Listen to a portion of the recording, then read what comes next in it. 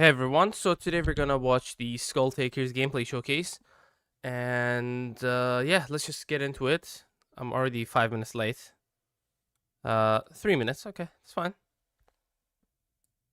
What you're about to see is pre-alpha footage of Omens of Destruction. This was recorded months in advance, so there's still some placeholders in game. We're really hard at work right now and can't wait for you to get your hands on it at release. The Hunter, pre-alpha. deliberate, Okay. relentless. The eyes of Khorne blaze down upon us. Absolutely proficient in killing. Seek out your prey, bring it down, bask in the favor of Khorne. So let's get reaping those skulls, humiliating those lords, and showing off that fancy cloak. Ooh. Uzul the Skulltaker. Okay, let me...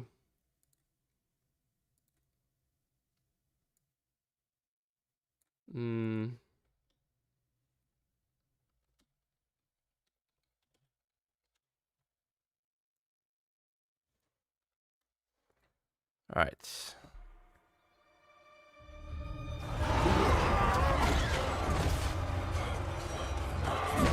Is that Albrecht? Yeah, that is definitely Albrecht.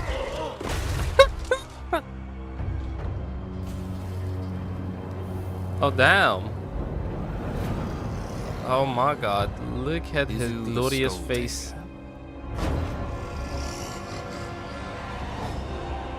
The Cranium Collector himself and champion of Khorne. His presence in the known world will chill the chainmail of any champion, as he seeks out worthy champions to display their skulls on his trophy case of a cloak. Those unlucky enough to start their journey in Lustria will come face to face with him. Before we begin, if you're seeking a full list of updates coming with Omens of Destruction, check out our blog through the links below. We began our campaign at Hualotl in the Guanji Valley, a beautiful sunny climate for slaughter. Oh, you're Skulltaker looking at is first and Zinch. foremost a fighter, with strong melee Ooh. God damn. 74 melee attack. attack and the Blooded Wanderer 500 trait, weapon strength. Okay. increasing his campaign movement range Frenzy for Bloodletter and Exalted Bloodletter units. Bloody Onslaught. Extra and line of sight, Okay. allowing him to focus his efforts on his target. Basically, don't get in his way. Oh, Efforts hello. on his target. Hello, what's this? Basically, don't get in his way. Allowing him to focus Oh my his god. efforts on Does he his start? target. Oh my god, this is the new unit. What is it called? The, fuck, I forgot the name of it. It's like a monster's infantry. Basically, don't get in his way. Like a full demonic army, except that monster's infantry. Surrounded by disciples of Zinch, we quickly moved over to Quetax for the first step of our skull harvest. It was a modest result, which we raised for an additional Bloodhost army, expending our skulls in return for more momentum on the map. Our second attack was on Chakwe, and by this point, the lands had begun to bleed through with our corruption. The distant roars of the lizardmen just north of us have quelled, the result of Bretonnian maniacs crusading through the jungles. But they've stepped too far into these lands, and they don't know what awaits them. Yeah, And what so, a force of turn nature. 8. We've made our first attack on Albrecht's faction, raising Zahatek and spawning yet another Bloodhost army. Skulltaker is a Khorne faction, so he abides by similar rules. You will be expanding towards your enemies, you will take over their settlements, you will sacrifice and raise them in the name of Khorne. However, we've introduced an interesting twist on this premise related to Skulltaker's Cloak of Skulls. More on that in just a moment. We're playing a bit Doesn't the Bloodhost now cost skulls to summon? of a balancing game with our resources. Skulls provide us with Bloodhost armies, but we've got other uses for skulls now. Let's send one of our followers up to the settlement of Bragon to recover our lost skulls. It'll also provide a nice blow to Alberic, as raising a settlement now leaves it uninhabitable for other factions for a few turns. Be gone, Bragon. That was terrible, sorry.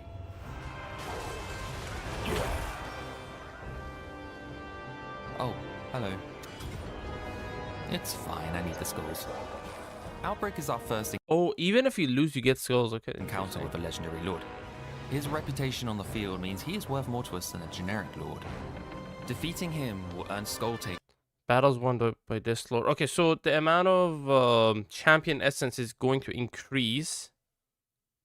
Legendary lords gives total of 2 times. Lord type not yet defeated, 10. Lord rank I think it gives 1 per rank, so that's good. Battles won by this lord +5. Okay, that's base amount is 5. We get 60 points of champion essence, Oh. which we can spend on buffs through our Cloak of Skulls mechanic. His army is big though, so for now we'll leave him to his ruins and target Laxland. There is another tasty Bretonian skull there I can harvest, worth 16 champion essence. Bit of an easier target for us at this stage of our campaign. What the fuck? Oh, that's a placeholder. They said it's pre-alpha. Okay. Same with this one. Okay. According to lore, the Skulltaker is a duelist. What he usually does is when, for example, Khorne forces are besieging a fortress, he stands before the gates of the fortress on his own and he issues a challenge.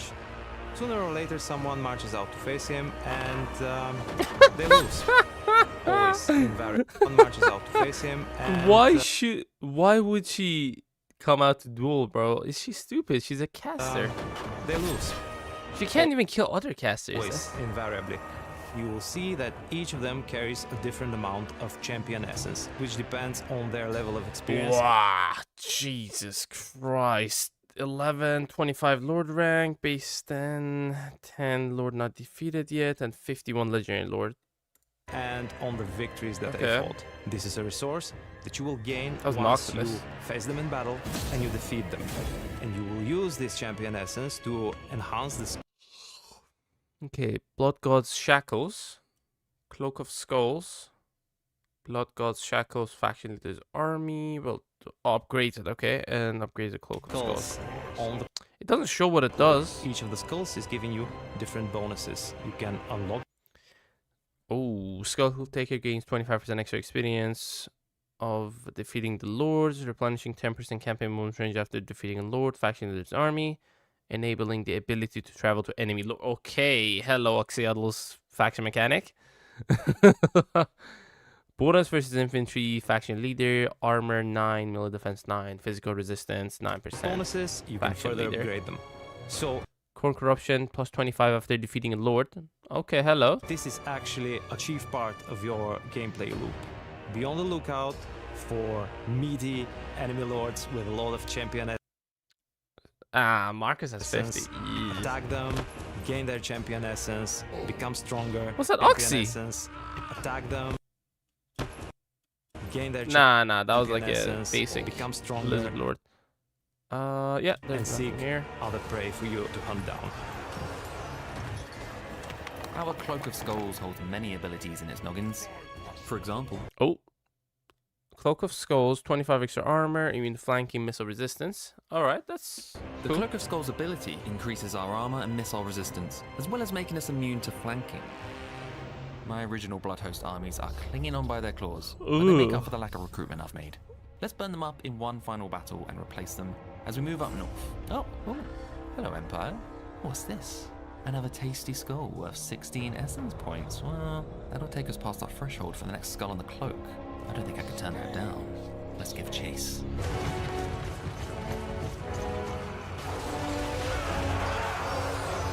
Yeah, Khorne has a really My favorite easy unit of the Skulltaker start against the Empire factions, but at a later point, it's gonna get harder and harder. Although I don't know how it's gonna go now that Khorne has gotten some new tasty toys.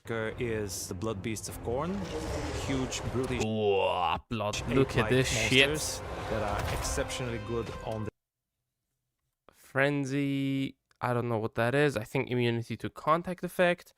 30 armor. Obviously, it doesn't have much armor.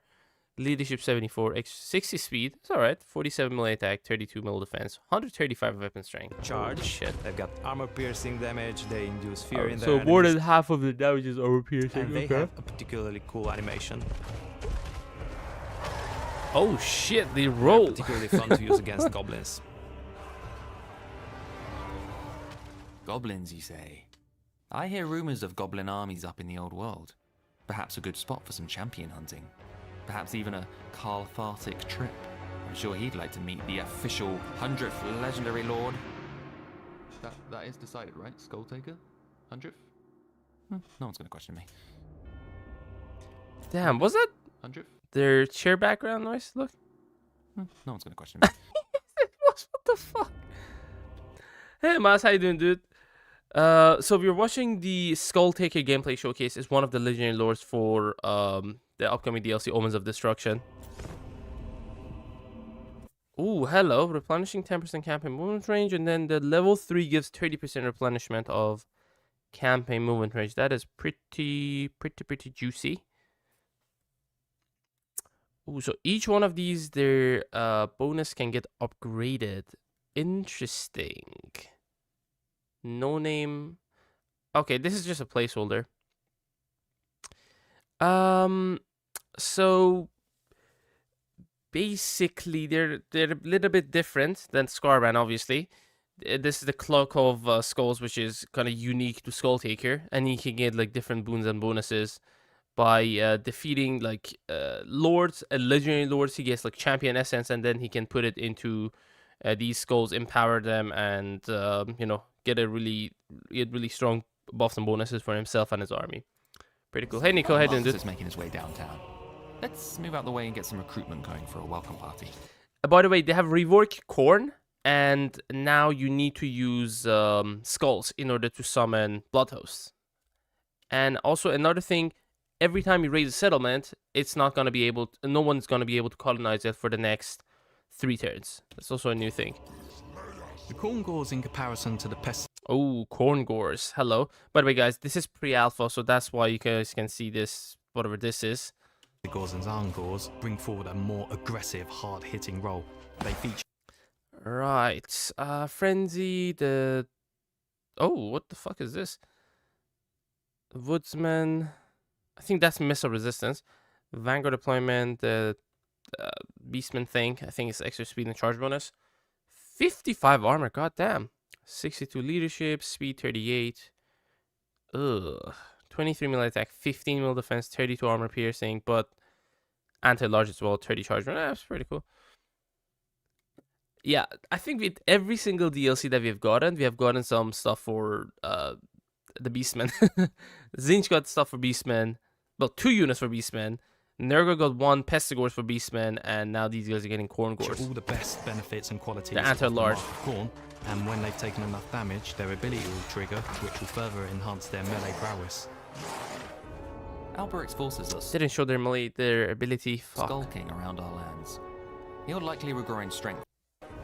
Alberic's forces Hey, Sticks, are welcome, dude. skulking around our lands.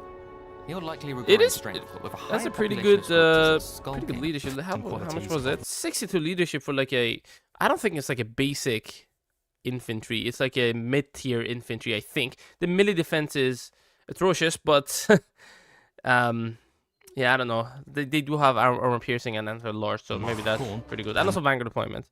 When they've taken enough damage, their ability will trigger, which will I think taking enough damage ability trigger. It's probably like ward save or ward save and spell resistance. I'm not further sure. enhance their melee prowess. Oh no, it's a melee per hour. Never mind. It's probably like mill defense or Alberic's something. forces are skulking around our lands. He'll likely regrow in strength, but with a higher population of skulls north of us, I think we'll head in that direction. Oh, 50. That's probably Marcus, eh? Champion essence. I have something in mind for when Alberic is worthy of my attention, but let's also arrange some backup. The blood something in mind for when Alberic is worthy of my attention, but let's. Oh, this is the new thing. This is the new icon. I'm not sure if you guys read the blog post yesterday, but they explained everything in, well, not detail, but they explained things with a little bit of detail. So now that whenever you raise a settlement, settlements are gonna become uncolonizable, but by other factions for 3 turns. So you have a chance of drawing them to destruction and bringing them and making them your settlements.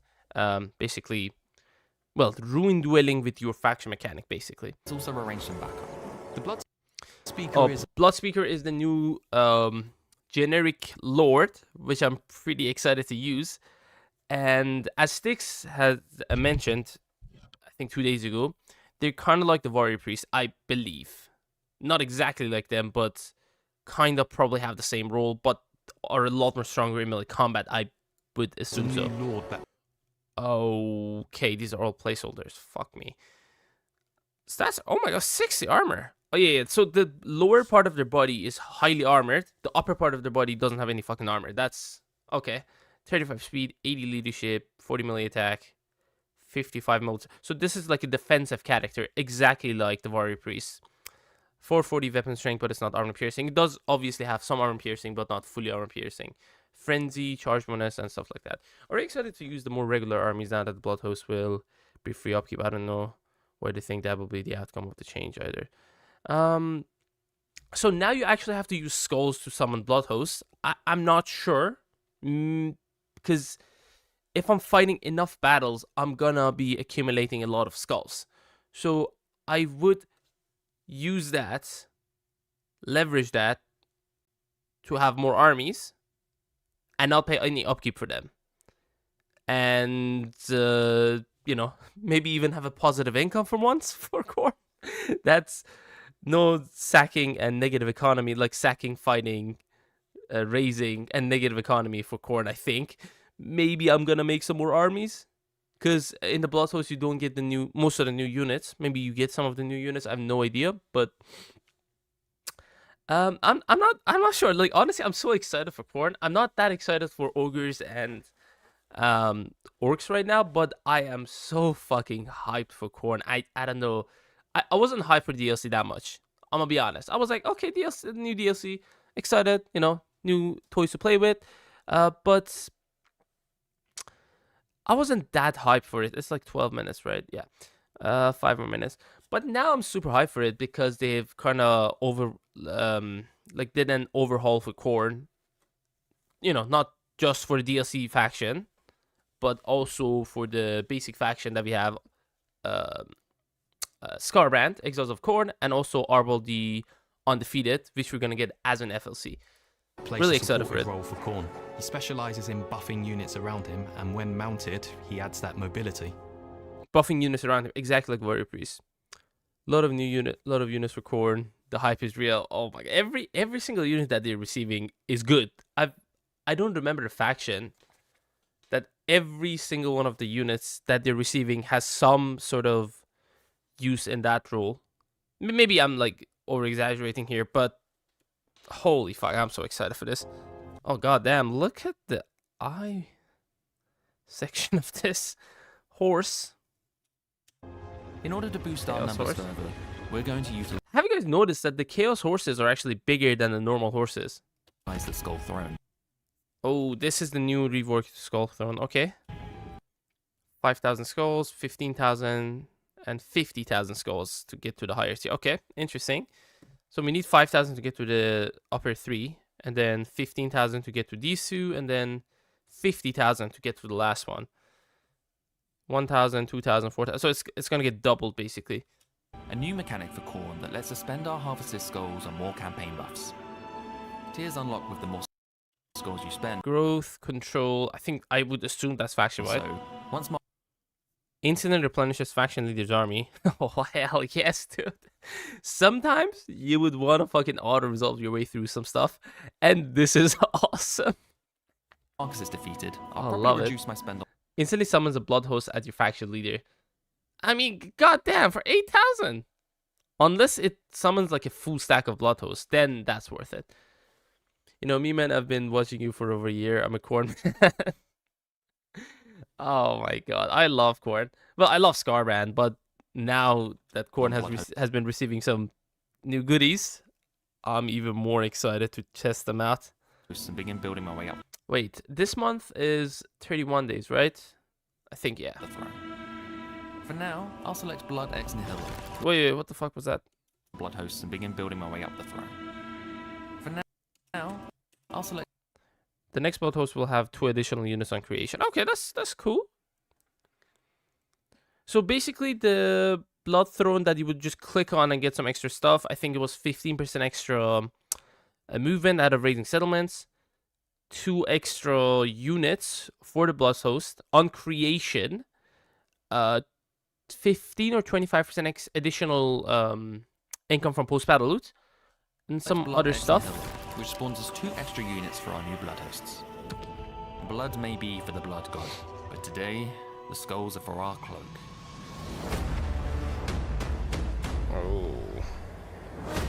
Oh, hello, the new unit. Big boy.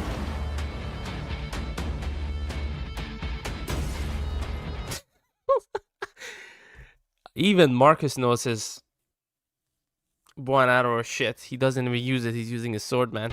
It's crazy.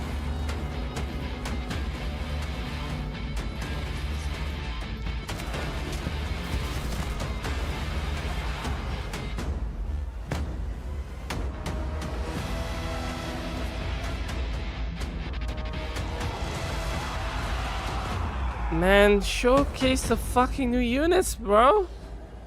What's going on?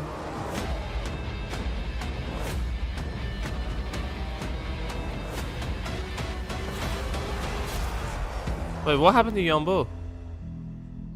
It's turn 57, and we're deep in the jungles of Powerlaxa. Lizardmen skulls are nice and all, but they look a bit out of place on my cloak. Regardless, the champion essence I've extracted along their soot-like rows has fully unlocked my target tier. Holy shit, he has upgraded this to the level 3 one. 30% extra replenishment of movement after defeating a lord. So basically, as long as you defeat a... fight an army, kill the lord, you get 30% more movement replenished. And enabling the ability to travel to enemy lords. That's basically Oxiodo's faction mechanic. I don't mind it. Travel cost minus 50%, travel cooldown minus 5 turns, what the fuck. Giving Blood God's Shackle, Cloak of Skulls. They've upgraded. Okay. Then extra experience, 50% experience after defeating lords, and all other lords gain 5% of the experience of the defeated lord. Okay. The ability to teleport Skulltaker to lords he deems worthy to fight. Bad news for Alberic, who in my absence has been raiding my settlements and attempting to recover his dignity. He's doing fairly well. Oh, he's taking back Laxland. And yep, he's taking out Itza. 96 points of essence. I think it's time. Oh, did you see that? Did you see the icon that you can teleport on him? I think it's time. Oh, that's a legendary hero. What the fuck is... Oh, these are... I think both of these guys are legendary heroes. Corngores. Them boys. Ooh, what is this? What is it called? Goddamn. Yeah, I forgot the name. Basically, the new elite infantry they have. And I think they have like a champion, like a sparring champion type of unit as well. Yeah, I don't know how that's gonna be. Before our attack. Oh, it costs what? Champion essence or skulls to travel?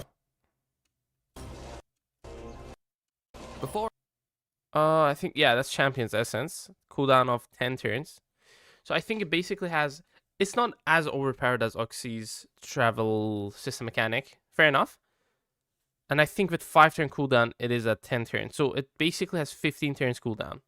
For our attack, we'll utilize the Skull Throne one more time.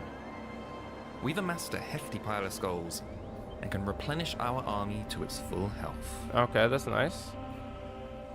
Oh, I think this is replenishment of movement. I'm not sure if it's going to replenish the movement fully. I like this new Skull Throne. It's pretty cool.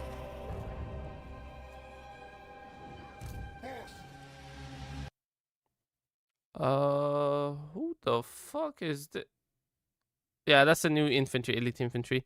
Yeah, these are, this is pre-alpha, so it kind of makes sense that these are kind of fucked up here.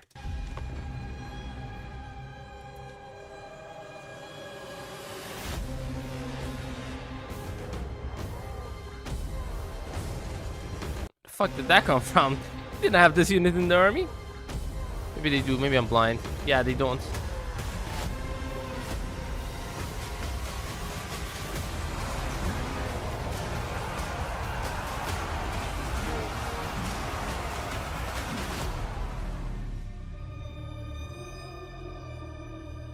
Ooh, he's on a, what is it? My favourite unit, it's definitely got to be the Slaughter Brute. It's this large, hulking unit. It's definitely got to be Look the at the Slaughter poor peasant archer. It's this large, hulking creature my that has God. very little that can stop Look it at in this combat. one. Actually, that's Very like a proficient peasant. in taking down its enemies.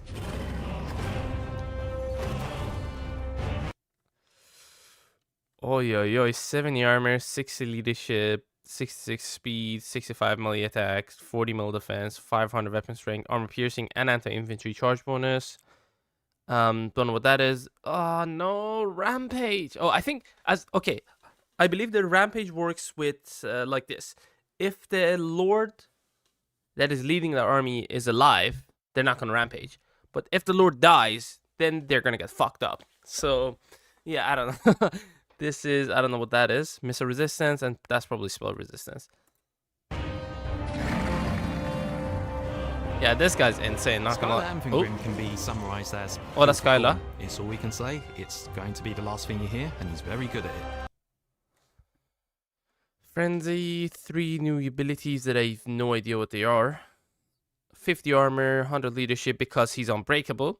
65 speed, 52 melee attack, 30 melee defense, 550 weapon strength, 60 charge bonus. Okay. Again, the thing that is broken here, I believe that is spell resistance. It has to be. Or maybe it's war save.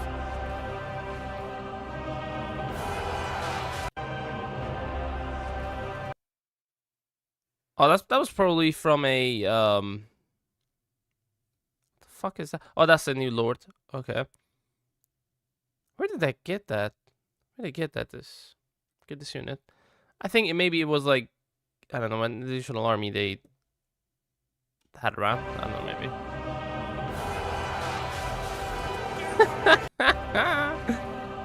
Oh, these poor boys. Both are double-handed swords, but yeah, the difference is night and day. Scar Bloodwrath. Who the fuck? That's another legendary lord, legendary hero, right? Scar Bloodwrath is our frontline hero. Yeah, he is. Okay. 80 armor, 80 leadership, 46 speed, 60 melee attack. I think it has magical and sundering armor, I believe. Like negative 30 armor whenever he hits.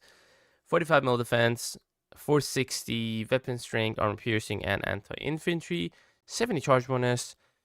3 new abilities that I have no idea what they are, but okay. Who's themed around both self-revival and healing. Oh, he heals as he takes damage, I think, or as he gets kills. I believe that's it. Going to be very difficult to take down.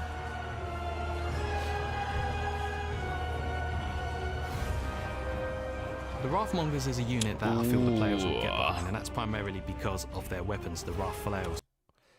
Okay, 32 entities. Wrathmongers, I think they are below the other elite infantry. Maybe they are the stronger one. I'm not sure. 80 armor, 90 leadership, 35 speed, 60 melee attack, 48 melee defense, 64 weapon strength, armor piercing, and anti-infantry charge bonus. Frenzy as well. That enables them to deal devastating splash attacks and in general just hard armor piercing attacks.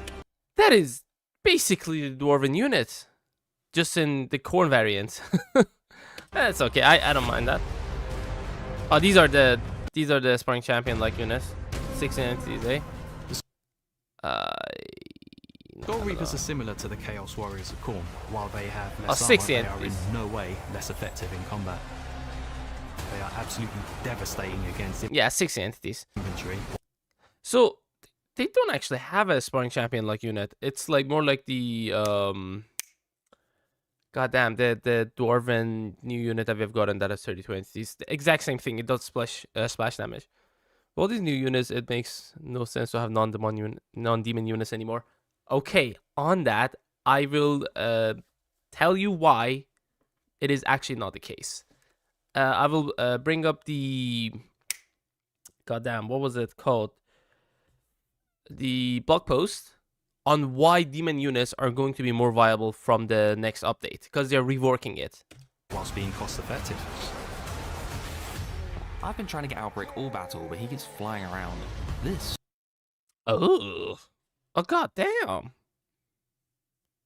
Cannot move and negative 24 mil defense for an enemy lord for 34 seconds. Oh, it only has one use. And you gotta wait like 120 seconds to use it. Trap him in position for us.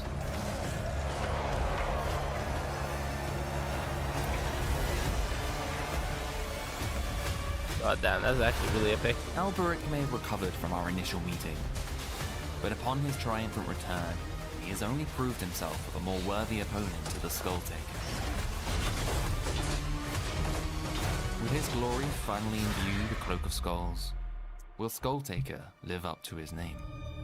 I'm gonna be honest, their showcases and Let us trailers know in are the comments fucking below, or crazy follow our every links to single wishlist time. now.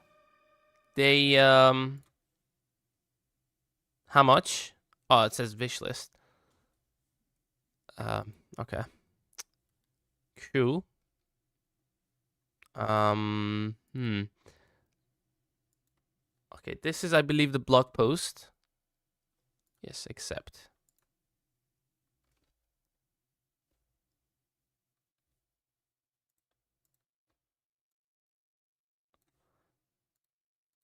Okay. The Skulltaker, the Hero Slayer, Legendary Lord. Right. We've read this. I think you guys also have read all of these. Slayer Sword Skulltaker's Flaming Demonic Sword applies the Dazed effect, which is reducing a target's weapon strength and armor piercing damage. Doesn't Dazed effect reduce melee defense and speed? No, that's something else. Okay, so Dazed effect reduces the weapon strength and armor piercing damage while boosting his own armor piercing and base weapon damage. That's pretty good. Cloak of Skulls imbued with Korn's Might. Skulltaker's Cloak greatly boosts his ward save and spell resistance. We don't know how much, but it does affect that in some way. Bloody Onslaught active ability. Skulltaker gains increased armor piercing melee damage and immune to flanking attribute. Okay. And this is the Cloak of Skulls, which they showcased. Scarla Anfingrim, one of the legendary heroes, and then the score Bloodwrath. So Skyla, kill for Korn explosion, mindless and savage. Skyla produces an explosion from his body, causing severe disruption and sending nearby enemies into rampage. Pretty cool. Serpentine Tail, passive AoE hex, whipping his huge tail. He inflicts direct damage in the radius around him. That's basically a smaller Mortis engine that we already have in game as an item or as a body part for Demon Prince. Brass Collar of Korn, imbued with his master's hatred of magic. Scholar Brass Collar grants enhanced ward save and magic resistance based on the number of kills he achieves. Okay. Pretty cool. I love this. I love extra ward save based on the amount of kills you have inflicted. Crimson Juggernaut, a nigh unstoppable force. Skyla gains increased speed, charge speed, and charge bonus while gaining Glorious Charge attribute. Okay. Pretty cool. This guy has like a double axe, which he can throw and do like splash damage. Just gonna, read their abilities. I'm not gonna read their lore because I already, or who they are or what they do or whatever. Just their abilities and stuff. Bloodthirst is a passive ability. The more Murderous Scar is in the battle, the more he heals, allowing him to continue the slaughter in Korn's name. Okay, so he's probably one of the only characters in Korn that can heal himself by getting more kills. He's gonna get more heals. Okay, pretty cool. Bloodborne, a passive ability. When Scar's health drops low, he receives a burst of health, the quantity of which is directly tied to his Bloodthirst ability and the number of units he has previously killed. Okay, so basically these two are connected to each or intertwined. I'm not sure. Maybe he heals with Bloodthirst, but I don't know. I think he doesn't heal passively. He only heals when his health drops below certain percentage of hit points based on the Bloodthirst. Okay.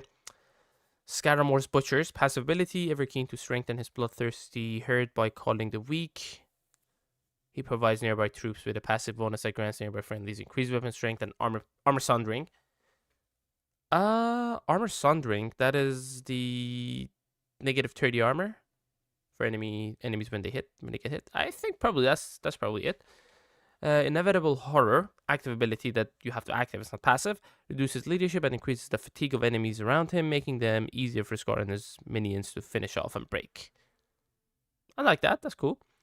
Buster Blades, his unique archaic weaponry, grants significant damage and anti-infantry bonus for short duration. So basically, extra weapon strength and anti-infantry, cool. Bloodspeaker, the new lord, which is the one that has 60 mil defense and provides nearby allies with some bonuses. Excels at enhancing the units around him with buffs, and when mounted, they gain added mobility to support and boost their allies more effectively. No shit. Obviously, anyone that gets mounted gains added mobility. Okay, the Blood Beast. Our first unit that we're gonna check out. This is basically a monstrous infantry. Did have pretty good speed. okay-ish melee stats, anti-infantry armor piercing damage. So they are gonna be like the better version of Spawns of Khorne. Yeah, they're not a monstrous unit. I mean, in here it says, among Khorne's cursed followers, these creatures stand out as both the most brutal and mysterious. Their true nature remains unclear. Whether they are demons or mortals is unknown.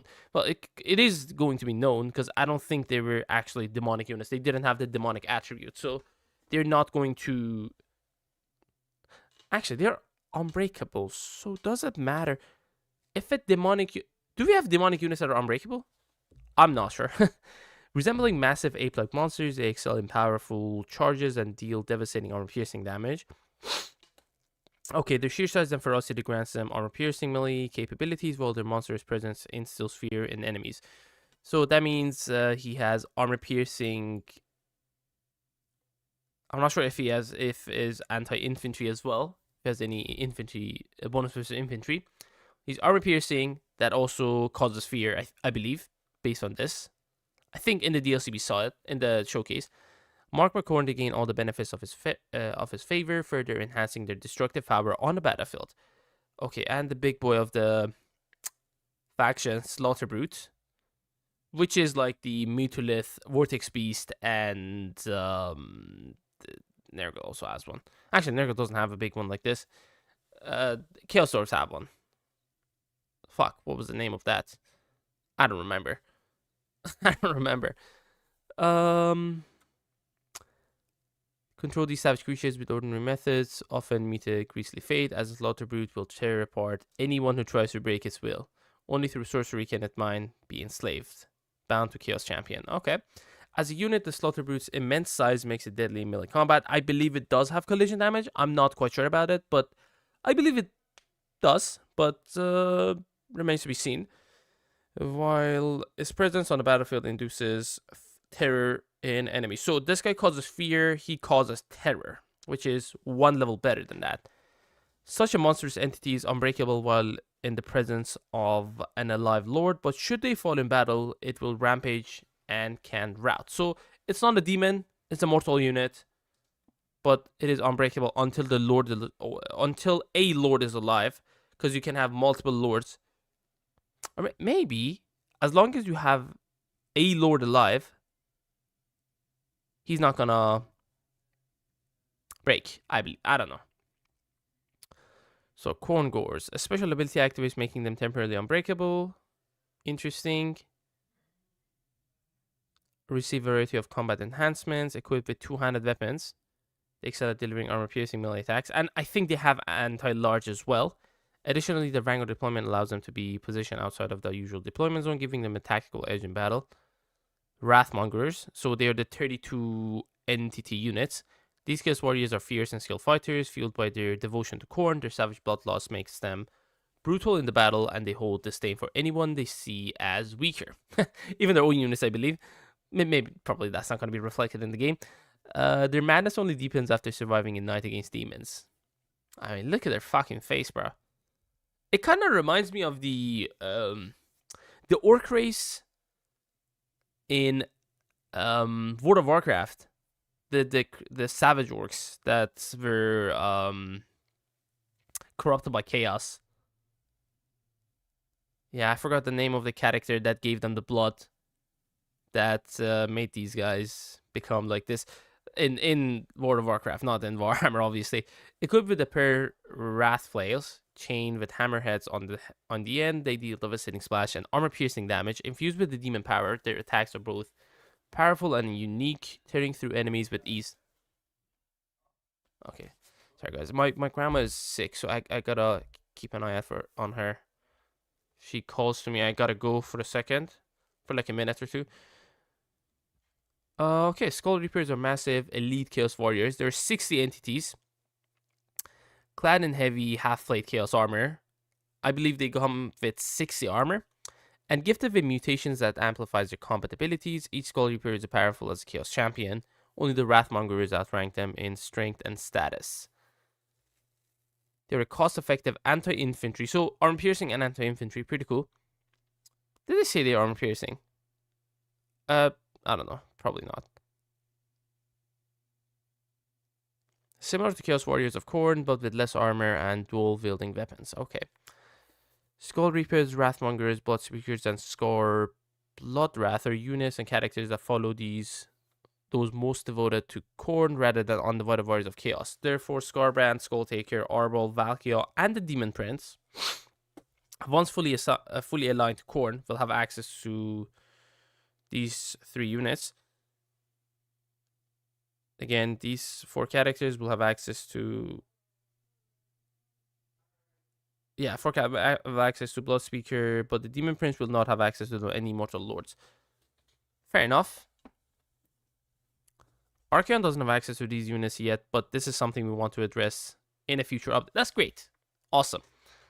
Khorne Legacy updates. Skull Throne, we've seen this one. You can now purchase rewards using skulls with the amount spending unlocking higher tiers of rewards. So yeah, we are at like, can I zoom in? God damn. Doesn't allow me to zoom in. Oh, that's shit. Oh, actually. So yeah, we need 5,000 to unlock the second tier, 15,000 skulls to unlock the third tier, and then 40,000. Okay, they reduced it, because in the trailer it was 50,000, but that was pre-alpha, so... yeah. Trolls have the headdresses. Actually, let me see. They have like big horns. I'm not sure, to be honest.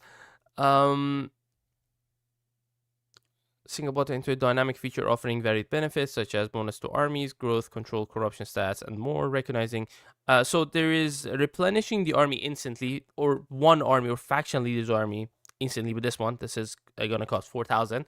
Showed it in the showcase. I believe this one gives or replenishment of movement, maybe. This one gives growth and control faction wide. This one gives extra to units for Blood Host on creation.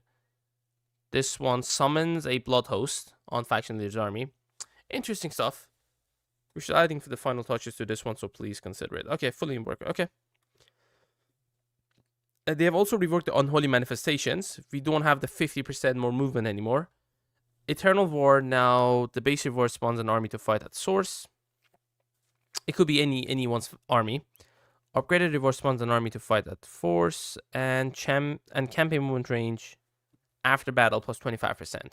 Pretty cool. Khorne's Glare, take control of the unoccupied ruin. Upgraded version, take control of the unoccupied ruin, and occupied ruin will be tier 2 settlement.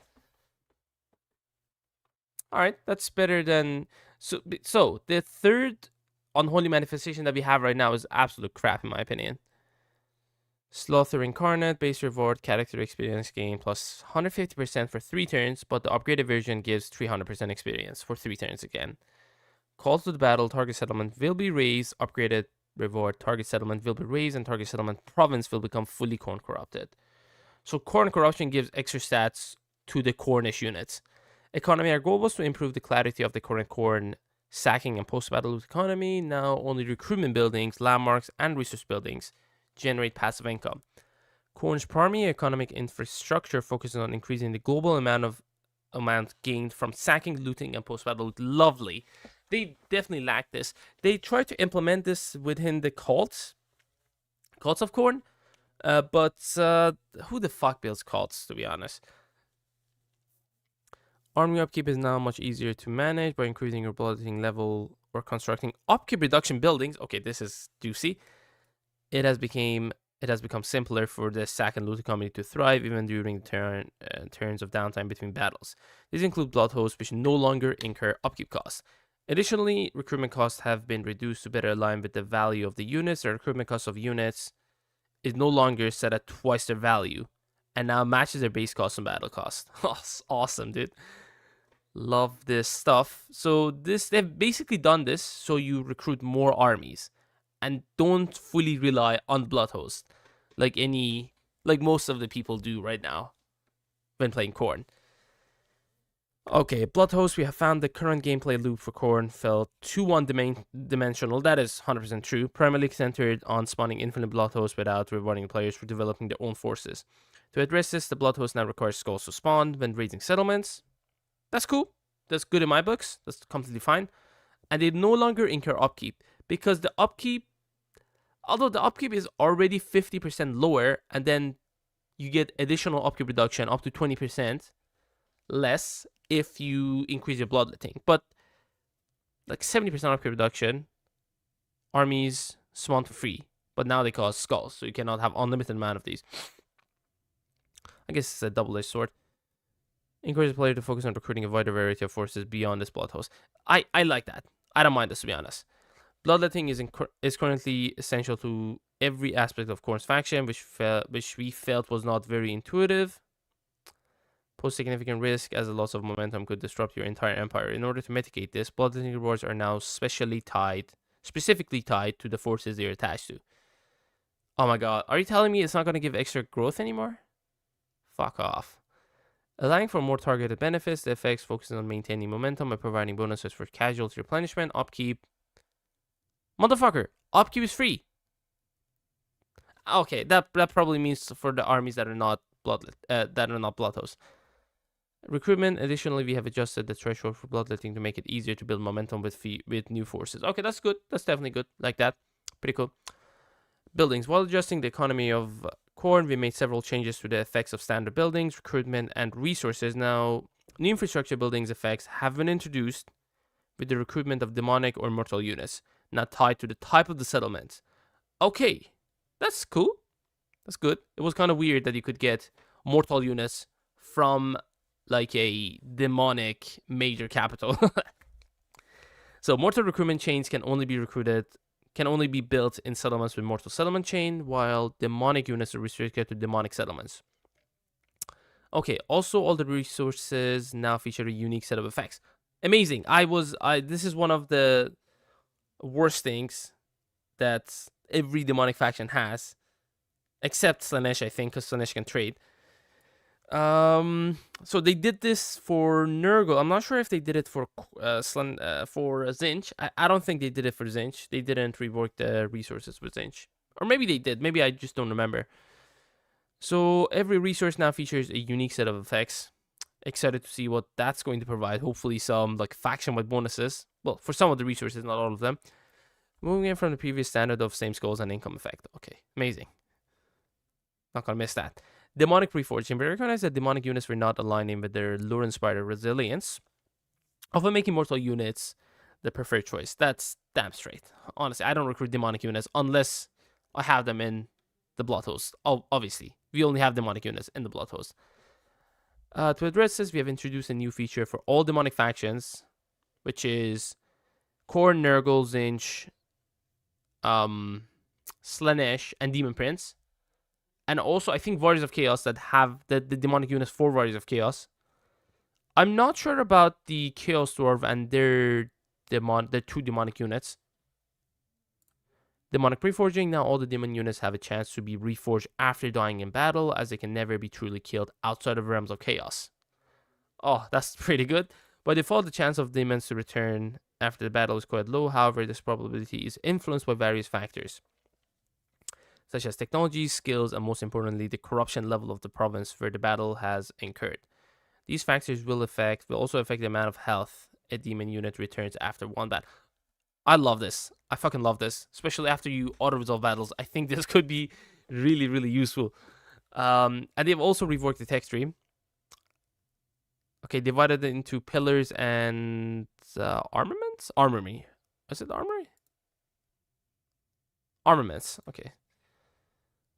Pillars is a sequence of technologies that provide campaign-focused bonuses. Each tier requires a certain number of battle victories to unlock. The bonuses are similar to the old technology tree, with some tweaks and new additions here and there. Okay, like this. Technologies that focus on improving Bloodhosts are grouped together in their own pillar for improved clarity.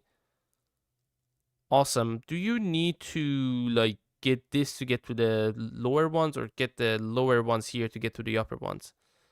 I think you need to do it. See an arrow here. So yeah, you definitely have to get this one to get to the next ones. I like it that they, put together the ones that have like the similar effects. Like anything that improves the blood host are in one section.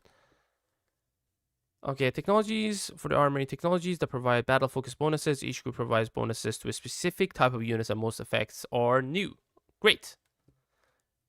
Preoccupation immunity while playing as Khorne. We noticed the AI would often. So yeah, basically they've given immunity after you raid the settlement for 3 turns. No one else can occupy it. So you have a chance to, drawn to destruction it and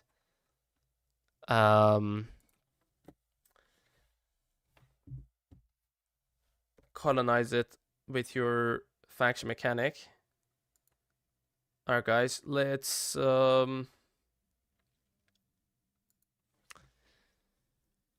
okay, guys, let me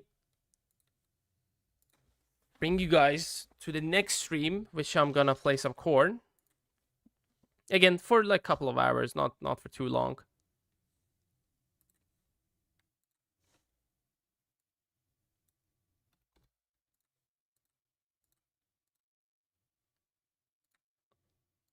So let's just host the other stream. I'm gonna redirect you guys to that stream right away. Yeah, my own streams. Oh, fuck me. Hold on.